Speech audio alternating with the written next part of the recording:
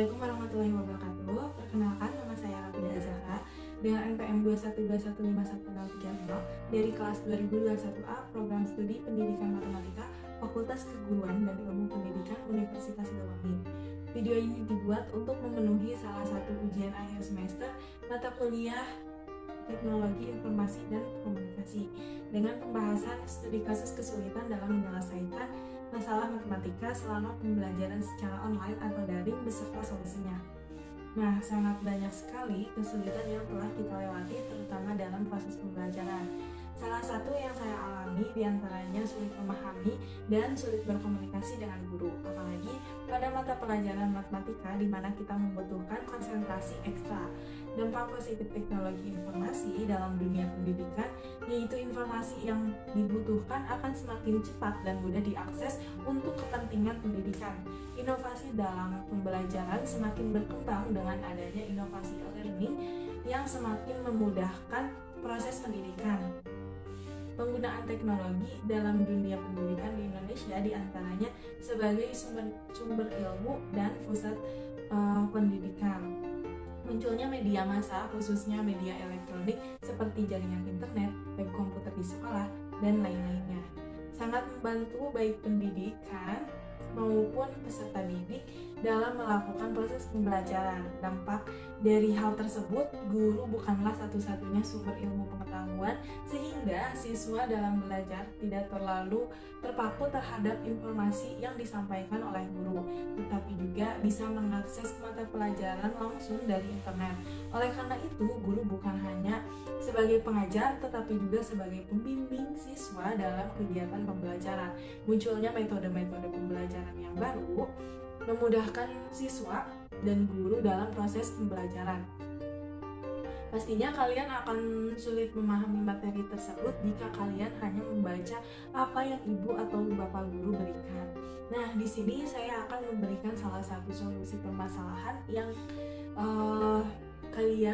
permasalahan kalian dalam pembelajaran online, yaitu dengan menonton YouTube dengan channel YouTube yang di dalamnya itu pembelajaran mengenai materi yang kalian pelajari agar kalian paham. Sekarang saya akan berikan video pembelajaran dengan materi kubus. Memang materi ini terlihat gampang, tetapi sebenarnya jika kita tidak teliti kita akan terkecoh. Oleh karena itu kita harus tahu materi dasar mengenai kubus tersebut. Langsung saja saya akan tayangkan videonya.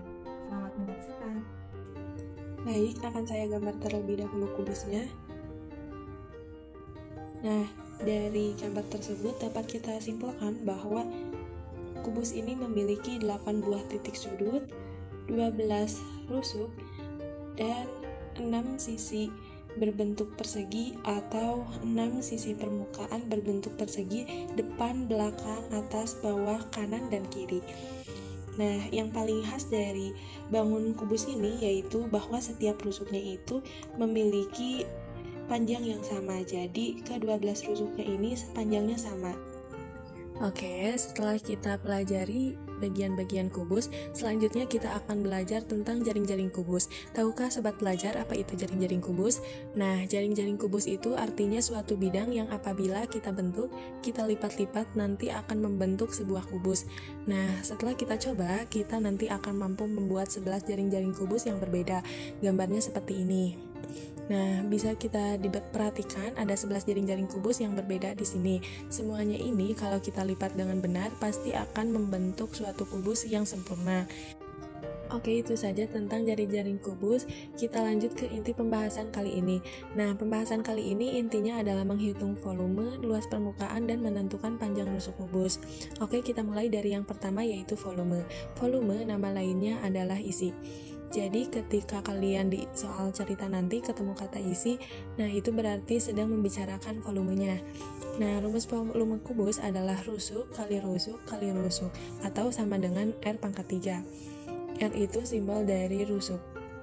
Oke, terkadang di sebagian buku matematika atau dari penjelasan Bapak Ibu guru di sekolah, rumus volume kubus itu kadang dituliskan dengan V sama dengan sisi kali sisi kali sisi atau S pangkat 3. Nah, itu sama aja. R pangkat 3 atau S pangkat 3 sama saja. Oke, kita lanjut ke rumus luas permukaan. Luas permukaan kubus itu kan bentuknya persegi dan semuanya ada 6 buah persegi. Berarti luas permukaan kubus adalah 6 dikali rusuk atau 6 dikali R pangkat 2. Nah, rumus-rumus ini harus hafal agar nanti dalam mengerjakan soal-soal bisa lebih cepat dan lebih mudah. Oke, sekarang kita ke contoh soalnya. Misalnya di sini ada sebuah kubus yang memiliki panjang rusuk 8 cm. Nah, berapakah volume dan luas permukaan dari kubus tersebut? Oke, kita hitung volumenya terlebih dahulu. Rumus volume kubus yaitu rusuk kali rusuk kali rusuk. Nah, berarti karena rusuknya 8 cm, jadi kita tinggal tuliskan saja 8 cm dikali 8 cm dikali 8 cm. Nah, coba hitung. Nah, hasilnya adalah 512 cm kubik atau 512 cm pangkat 3. Nah, ingat ya, kalau kita menghitung volume, bangun ruang atau apapun nggak harus kubus, pastikan satuannya itu pangkat 3. Jadi, satuannya harus pangkat 3 kalau kita menentukan volume. Nah, volume dari kubus ini udah ketemu, yaitu 512 cm pangkat 3. Atau 512 cm kubik. Oke, selanjutnya kita sekarang hitung luas permukaannya. Rumus luas permukaannya adalah 6 kali rusuk kali rusuk. Nah, berarti 6 dikali 8 cm dikali 8 cm. 6 dikali 8 cm dapat 48. 48 dikali 8 sama dengan 384 cm persegi atau 384 cm pangkat 2. Dapat kita simpulkan bahwa jika kita menentukan volume, satuannya itu berpangkat 3 dan dibacanya itu kubik. Namun jika kita menentukan luas, satuannya itu pangkat 2 dan dibacanya itu persegi. Nah, itu tadi cara menentukan volume dan luas permukaan kubus. Sekarang bagaimana cara menentukan panjang rusuk kubusnya jika diketahui volumenya? Nah, untuk menentukan panjang rusuk kubus, caranya cukup simpel. Rumusnya yaitu R atau rusuk sama dengan akar pangkat 3 dari volume kubus. Jadi tinggal kita akar pangkat 3 kan saja volumenya. Misalnya, diketahui volume sebuah kubus yaitu 2744 cm kubik. Berapakah panjang rusuk kubus tersebut?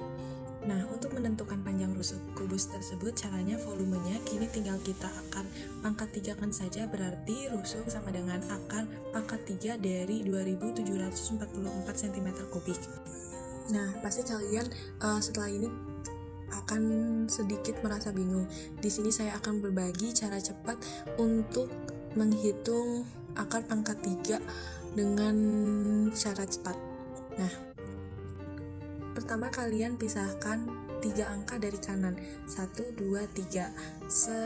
Nah, sekarang udah jadi 2 bagian ya. Bagian kiri yaitu 2 dan bagian kanan yaitu 744. Nah, setelah itu kita cari bilangan pangkat 3 dari 1 pangkat 3 sampai 9 pangkat 3 yang hasilnya mendekati bilangan bagian kiri yaitu 2. Nah, kira-kira berapa pangkat 3 yang hasilnya mendekati 2? 1 pangkat 3 kan? 1 pangkat 3 sama dengan 1. Nah, ini yang paling mendekati, berarti jawaban digit pertamanya di sini adalah 1. Nah, selanjutnya kita cari jawaban digit keduanya. Caranya gimana, Kak? Caranya perhatikan angka satuan bagian paling kanan. Nah, di sini angka satuannya yaitu 4. Nah, kita cari nih pangkat 3 yang hasilnya punya angka belakang 4. Nah, kira-kira berapa pangkat 3? Berarti 4 pangkat 3 kan, yaitu 64, punya angka belakang 4 ya kan? Nah, berarti kita tulis di sini 4. Nah, jawabannya yaitu 14. Oh iya, jangan lupa satuan panjangnya kita tulis juga ya. Akar pangkat 3 dari 2744 cm kubik adalah 14 cm. Nah, perlu diketahui kalau kita mencari panjang rusuk kubus di bagian satuannya tidak perlu diberi pangkat 3 atau 3 lagi ya, cukup satuannya itu saja. Kalau cm ya cm, kalau meter ya meter. Jangan dikasih pangkat 2 atau pangkat 3 lagi. Kenapa gitu Kak? Karena tadi udah kita akar pangkat 3 kan, jadi satuannya kembali tunggal. Hanya itu yang dapat saya sampaikan, kurang lebihnya mohon dimaafkan. Wassalamualaikum warahmatullahi wabarakatuh.